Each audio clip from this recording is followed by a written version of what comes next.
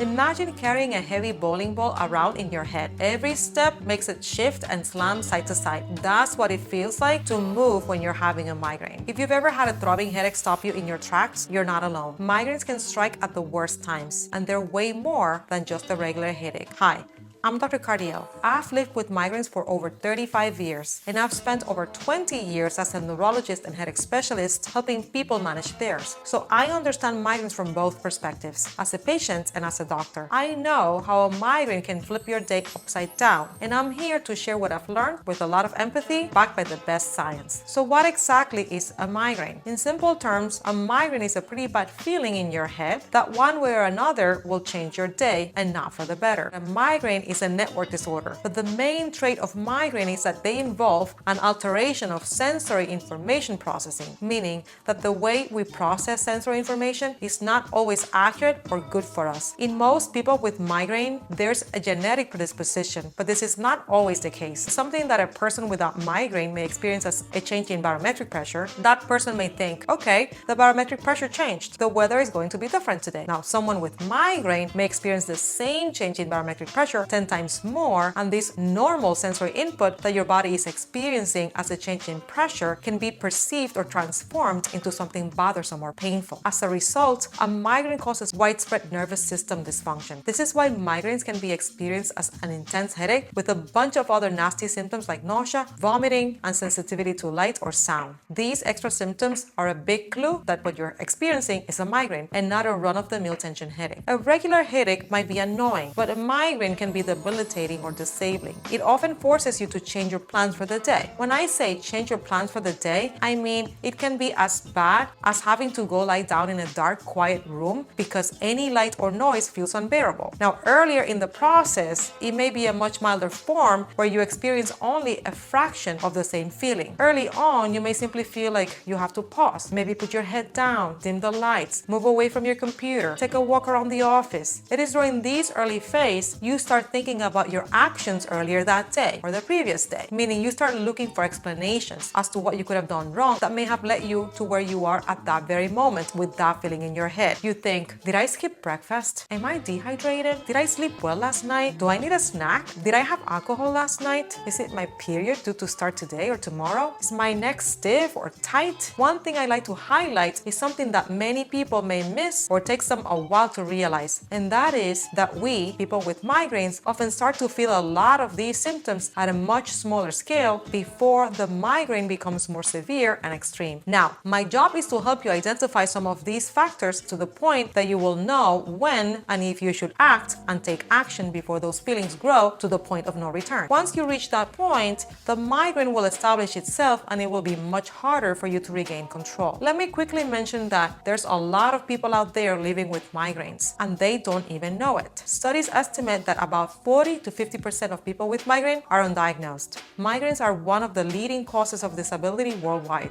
I often say a migraine changes your day. It's true. You can't just push through it. Maybe you've prepared for an important meeting or a family outing and suddenly a migraine hits. Your plans are out the window. You may decide to stay at the office, but I tell you, you sure won't be as productive as your normal self and you will be very unhappy. But canceling or going home is not a sign of weakness. It's the migraine taking over. It may start as a head-heavy feeling or a light-headed feeling or a dizzy feeling, making simple tasks difficult, but at their extreme, impossible. A migraine can have you canceling plans, calling in sick, or hiding from the world for hours without notice. The key is being able to actually detect those very early warning signs. Now, how is a migraine different from a regular headache? Think of a typical tension headache. It's usually a dull, pressing pain on both sides of your head, and you will generally be able to function. But a migraine often starts on one side, though it can spread or switch sides and at times involve both sides. But if you let it go on and evolve, you will get to the pounding or throbbing pain that we all remember and dread. Physical activity like walking upstairs or bending over can make it worse. Remember that bowling ball? Sometimes less physically involved activities will make them worse. Activities like working in front of a computer or working with public. After a little bit, those other symptoms may hit. You might feel queasy or even throw up. Lights seem too bright, sounds are too loud. You just want to curl up in a dark room and be left alone. So if your headache comes with an urge to dim the lights or makes you nauseous or you get an upset stomach, chances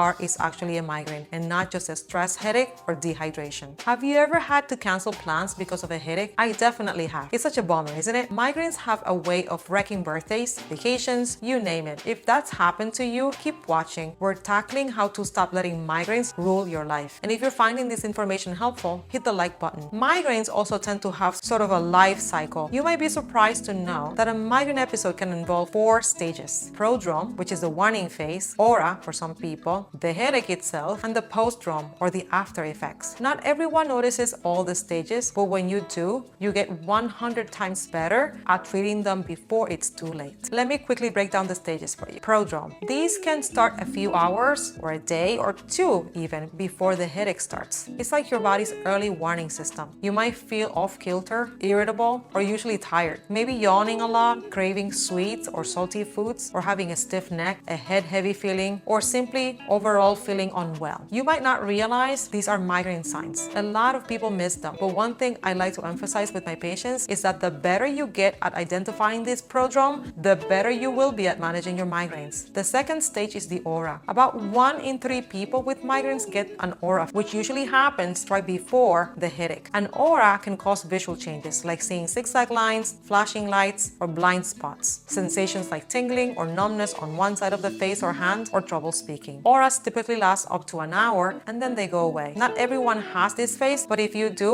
it can be scary, though it's reversible and not dangerous by itself. The third phase is the actual headache. This is the main attack, that throbbing head pain, often on one side, which can last for hours or even days. You might also feel sensory overload. Lights, sounds, even smells might make you feel worse. Many people get nausea or vomiting too. It's a full body experience of pain and discomfort. The last phase is the postdrome. After the worst of the headache passes, there's often a migraine hangover. You might feel drained, achy, dizzy, or just out of it for a day or so. A lot of folks, myself included, get this washed out brain fog feeling. It's the tail end of the migraine, and it often goes under-recognized. Now, let me quickly add that if you treat that migraine at the best possible time with the best, most ideal strategy, this postdrome period will be nearly non-existent, because the more effective you are at cutting the migraine short early on, the more successful you are at shortening the whole experience. To sum it up, a migraine is a complex neurological network disorder characterized by that throbbing, often one-sided head pain, plus a constellation of symptoms that can include nausea, light, sound sensitivity, visual disturbances, and more. It disrupts your ability to function. You can't just slap a smile on and continue your day. And it often follows a pattern of phases, which if you learn to recognize, can actually help you manage the migraines better, and more on that in a second. So when someone says migraine is not just a headache, it's often a day or more stolen from them by illness. How can you use this information in your life? One practical thing is to learn your personal early warning signs, those prodrome symptoms. Catching a migraine early can make a huge difference. For example, in my case, I've learned that if I start feeling unwell, like my head feels heavy, I feel tired, a bit cranky, and start to dim the lights, that might mean a migraine is on its way. That's my cue to act. Maybe I'll do some deep breathing,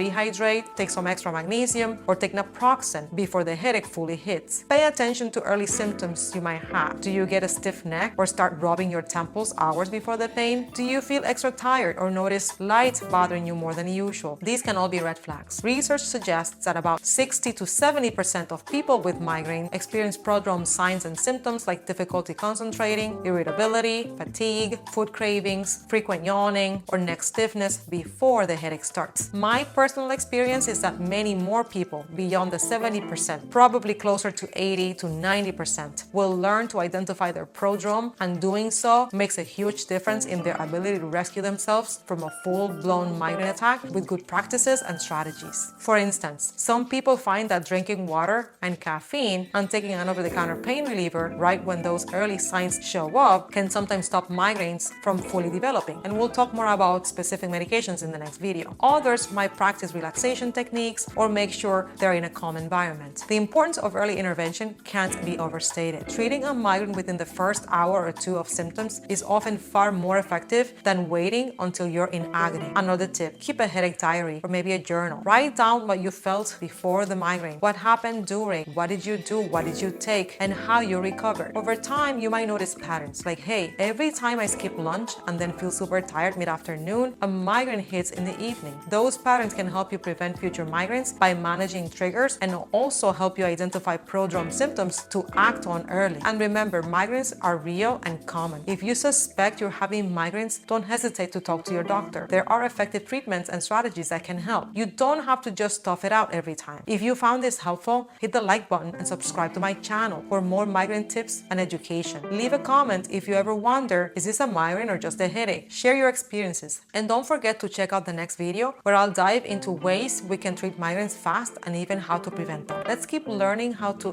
outsmart these migraines together. Thanks for watching.